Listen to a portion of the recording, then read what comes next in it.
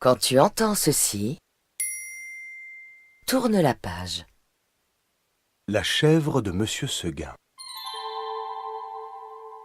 Il était une fois un vieil homme qui perdait toutes ses chèvres de la même façon.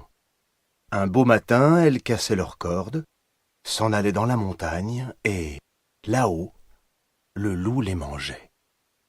Or, un jour, le vieux Monsieur Seguin, après avoir perdu 6 chèvres, décida d'en acheter une 7e qu'il appela Blanquette.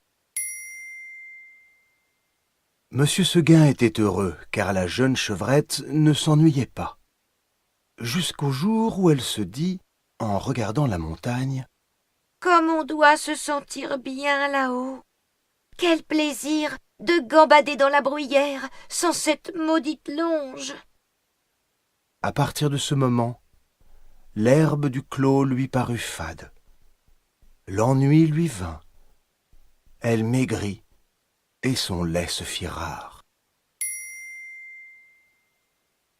Un matin, comme Monsieur Seguin achevait de la traire, la chèvre se retourna et lui dit « Je m'ennuie chez vous.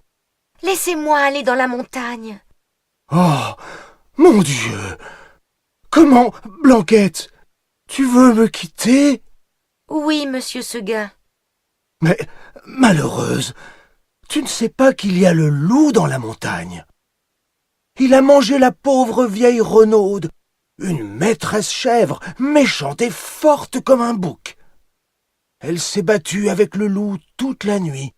Puis, le matin, il l'a dévorée. » »« Pauvre Renaude.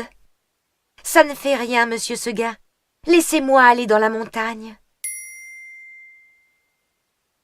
Le vieil homme, craignant pour sa chèvre, l'installa dans une étable toute noire, dont il ferma la porte à double tour.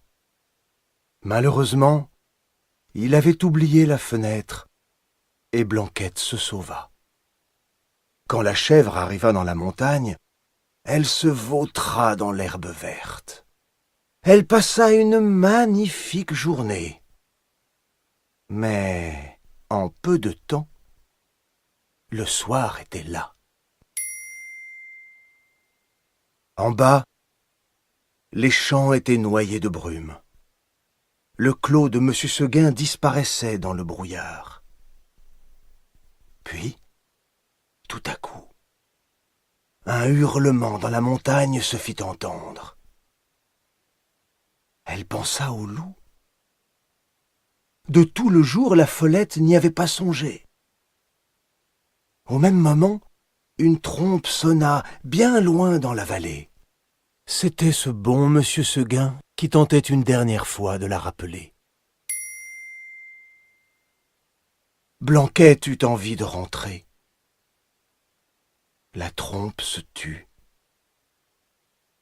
La chèvre entendit derrière elle un bruit de feuilles.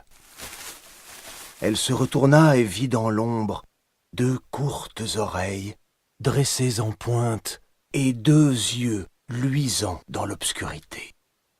C'était le loup.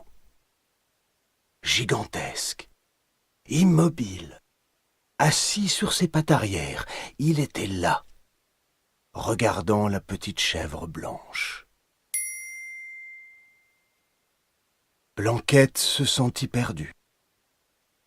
Puis, songeant à la vieille Renaude qui s'était battue toute la nuit pour être dévorée au matin, elle tomba en garde, la tête basse et la corne en avant, comme une brave chèvre de Monsieur Seguin qu'elle était. Non pas qu'elle eût l'espoir de tuer le loup, mais seulement pour voir si elle pouvait lutter aussi longtemps que la Renaude. Alors, le monstre s'avança, et les petites cornes entrèrent en danse. Ah, la brave chevrette! Comme elle y allait de bon cœur! Plus de 10 fois, elle força le loup à reculer pour prendre haleine. Pendant ces trêves d'1 minute, la gourmande cueillait alors, à la hâte, un brin de cette bonne herbe, puis elle retournait au combat, la bouche pleine. La bataille dura toute la nuit. De temps en temps, Blanquette regardait les étoiles danser dans le ciel clair, et elle se disait « Oh, pourvu que je résiste jusqu'à l'aube !» L'une après l'autre, les étoiles s'éteignirent. Blanquette redoubla de coups de corne. Le loup augmenta ses coups de dents. Soudain, une lueur pâle parut à l'horizon. Le chant d'un coq enroué monta d'un poulailler. « Enfin !» dit la pauvre bête, qui n'attendait plus que le jour pour mourir. Elle s'allongea alors par terre dans sa belle fourrure blanche toute tachée de sang. Aussitôt, le loup se jeta sur la petite chèvre et la dévora.